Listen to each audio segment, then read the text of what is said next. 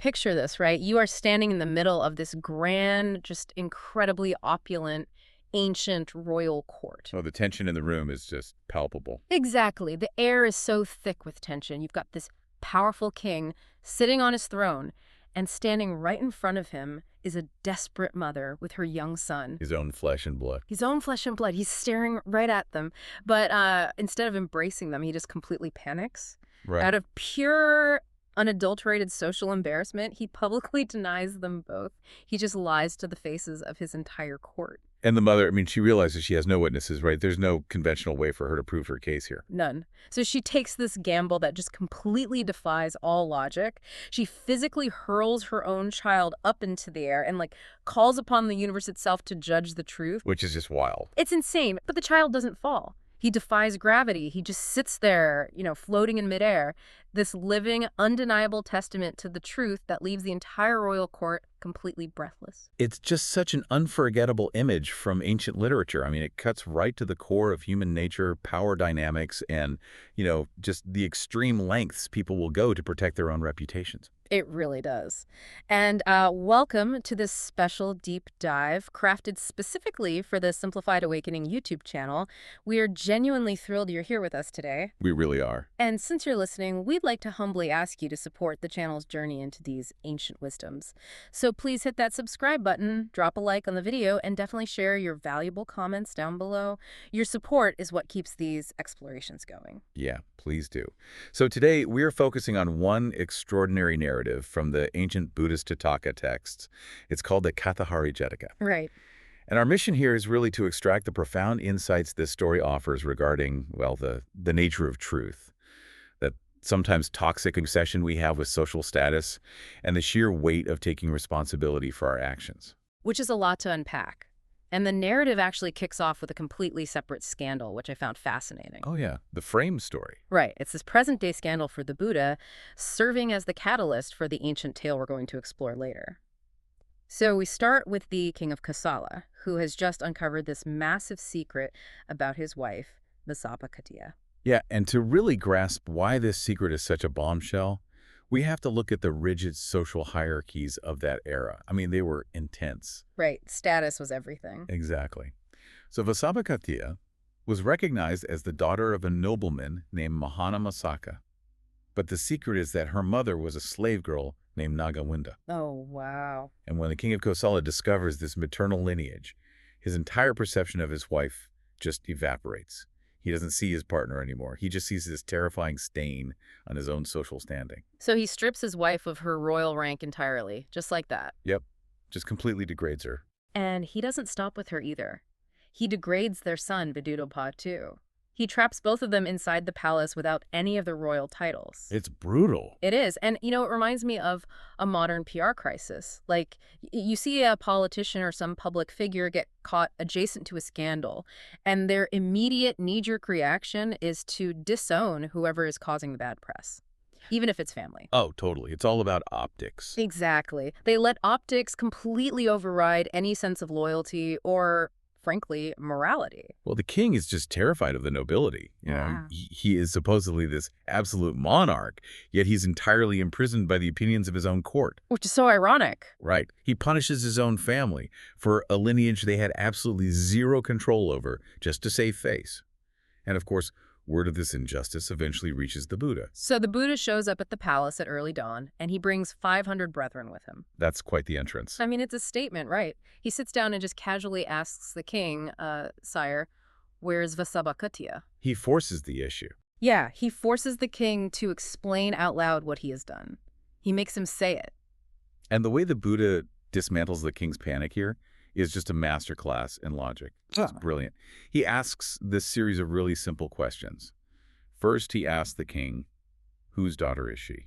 And the king has to admit, well, she's the daughter of a king. Right. I really want to trace the Buddha's argument here because he corners the king beautifully. So the king admits she is a nobleman's daughter. Then the Buddha points out, well, she married a king, meaning you. Yeah. And she bore a king's son, also you. So the Buddha just drops the hammer and asks why the son's royal authority should be stripped away just because of his grandmother's status, while completely ignoring the father's royal blood. It's airtight logic. It really is. The Buddha is telling the king, look at the actual reality of your family, not the societal gossip surrounding them. And the king is left without any rational defense. I mean, what can he say? And this is when the Buddha offers this subtle critique. He tells the king of Kosala that in bygone days, a monarch who had a son by a casual wood-gatherer actually gave that son his sovereignty. Which instantly makes the king of Kosala defensive, right? He asks for the story. And so the Buddha obliges, and the narrative shifts way back in time to the city of Benares. The main event. Yeah. So we meet King Brahmadatta, who is roaming his pleasure grounds, looking for fruits and flowers. He's just enjoying his immense wealth, wandering the groves, and he spots a woman gathering firewood, or faggots, as the text specifically calls them. Right, bundles of sticks. Exactly. And she is singing merrily while she works, and the king is just instantly infatuated. I mean, they become intimate right there in the forest. Yeah, and for the king, it's just this fleeting moment of indulgence. But for the woman, obviously, it completely alters the course of her life. The text actually uses a really specific poetic phrase to describe what happens next. It says, she soon feels as heavy within as though weighed down with the bolt of Indra. Oh, wow. Yeah, it's a powerful way to say she realizes she is conceived. And she actually informs the king before he leaves.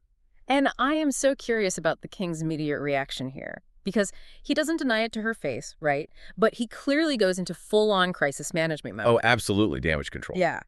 He pulls his signet ring off his finger and gives it to her with very specific instructions. He says, if it be a girl, spend this ring on her nurture. But if it be a boy, bring ring and child to me. Yes. Hang on, why is there such a massive double standard there? Like, a daughter gets essentially a financial payout to go away, but a son gets a VIP ticket to the royal court. Well, it reveals the intense patriarchal focus of ancient royal lineages. And, in the king's eyes, a daughter from this brief encounter is basically a financial liability. Right. Selling the ring covers the cost of her upbringing and, more importantly, keeps her out of the palace. A son, however, well, a son represents a potential heir. It's an extension of the king's own power and his legacy. So it's completely transactional. Entirely. The contrast is really sharp. I mean, he has this incredibly casual romance in the woods, yet he leaves behind the heaviest, most formal symbol of state power you can imagine. The royal signet ring. It's the ultimate receipt. Exactly. It's undeniable physical proof of what happened between them. So the king heads back to his palace and time moves forward. The boy is born and he grows up. And the text notes here that this boy is actually the Bodhisattva. Right, the Buddha in a past life. Which adds so much weight to what happens next. Eventually, we reach this very raw, emotional turning point for the child. Yeah, he is playing in the playground. And, children naturally target anyone who seems different or vulnerable. It's cruel. The text says a cry would regularly arise from the bullies. They'd yell, "No father has hit me." No father. That is such a brutal insult to hurl at a kid. It really is. You can just see how that would completely isolate him and attack his entire sense of identity. But he doesn't just endure it, which I love. He runs straight to his mother and demands to know the truth about who his father really is. And she decides, it's time to tell him. She explains that he's the son of the king of Benares. And to prove it, she shows him that ultimate receipt you mentioned, the king's signet ring. And the boy's reaction is what really strikes me here. He doesn't ask to send a letter. He doesn't try to arrange some quiet back-channel meeting. No, not at all. He just says, take me to my father. I mean, think about it. He is a poor kid from the fringes of society, living out in the woods, and he decides to just march right up to the center of absolute power. It's incredibly brave. How does a marginalized person even begin to demand access to a king like that? It requires immense audacity. And they don't try to sneak in through a side door or anything. They walk right up to the main gate of the palace and bid their coming be announced. Wow. And because of the ring, they are granted access. Okay. They're actually summoned right into the royal court. So the mother stands before the king, surrounded by all his nobles and officials. She presents the boy, and she just states, "This is your son, sire." Which brings us back to that intense moment we described at the very beginning of the deep dive. The king looks at the boy. He looks at the mother. And the text explicitly points out that the king knew well enough it was the truth. Yes. He recognizes them, he knows, but the fear kicks in. The fear of his own court. Exactly. I mean, he is an absolute monarch. He can command entire armies. But he is terrified of what the nobles standing next to him will think if he admits to fathering a child with a wood gatherer. Right, the social stigma. His need to maintain this flawless royal image just completely overrides his conscience. So he looks her right in the eye and says, "He is no son of mine." But the mother doesn't flinch. She presents the physical evidence. She holds up the ring and says, "But here is your signet ring, sire. You will recognize that."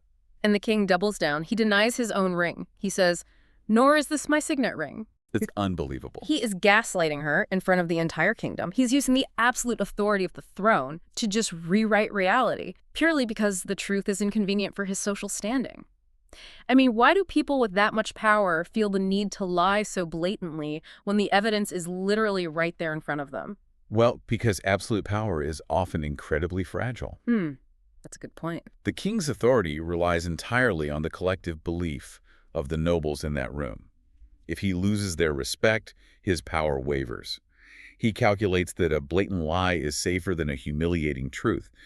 But, it leaves the mother in an impossible position. What do you do when the supreme authority in the land lies to your face and you have no other witnesses? So she says, "Sire, I have now no witness to prove my words, except to appeal to truth."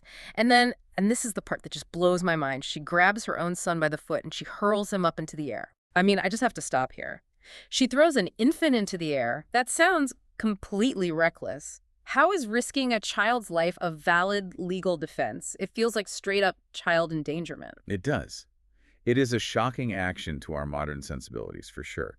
But to understand it, we really have to examine the specific cultural and spiritual framework she is operating within. Okay, lay it on me. She is performing what's called a Sacca-kiriya, which translates to an act of truth.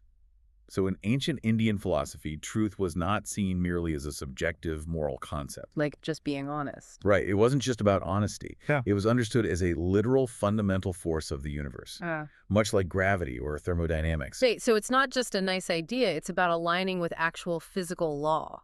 Exactly. The belief was that if a person makes a solemn declaration of absolute, unvarnished truth, that truth possesses a weight and a power that can actually bend the laws of nature to prove itself. That is fascinating. Yeah, so she is bypassing the corrupt human court completely and appealing directly to the physics of the universe. So she is literally betting her child's life on the idea that the truth will physically catch him. She prays that if he is the king's son, he will stay in midair. But if he is not, he will fall to the earth and be killed. I mean, the stakes are unimaginable. They really are. But the universe responds. The child does not fall. The text describes the boy suspended in midair, sitting cross-legged. He is calm, composed, entirely defying gravity. It's such a striking visual. It is. And from that elevated position, floating above the king and all the stunned nobles, he sings a stanza down to his father. He says, "Your son am I, great monarch. Rear me, sire." The king rears others, but much more his child. And notice how the boy addresses the king here. There is no anger, no vengeance in his words at all. Right, he's very calm. He is simply stating the truth from a position of literal elevation. He has risen above the petty social anxieties of the king's court. He just reminds the king of his fundamental duty. A king is responsible for caring for all his subjects, so it naturally follows that he must care for his own flesh and blood. That makes perfect sense. The truth is no longer just this debatable concept the king can ignore. It is physically floating right in front of him. And the lie is entirely shattered. Hearing the boy teach this truth from midair just breaks the king's facade. His heart changes. He stretches out his hands and cries, "Come to me, my boy. None but me shall rear and nurture you." It is a complete capitulation to the truth. And the scene becomes beautifully chaotic after that. Because suddenly, it's not just the king reaching out. 1,000 hands stretch upward to catch the boy. Wow. The entire court is scrambling to be the one to receive him. Which is incredibly ironic, right? Because a moment ago, the court was the exact reason the king denied the boy in the first place. Now, everyone wants a piece of him. Why the sudden shift? Because the power dynamics have fundamentally changed. The boy has just demonstrated that he has divine or karmic backing.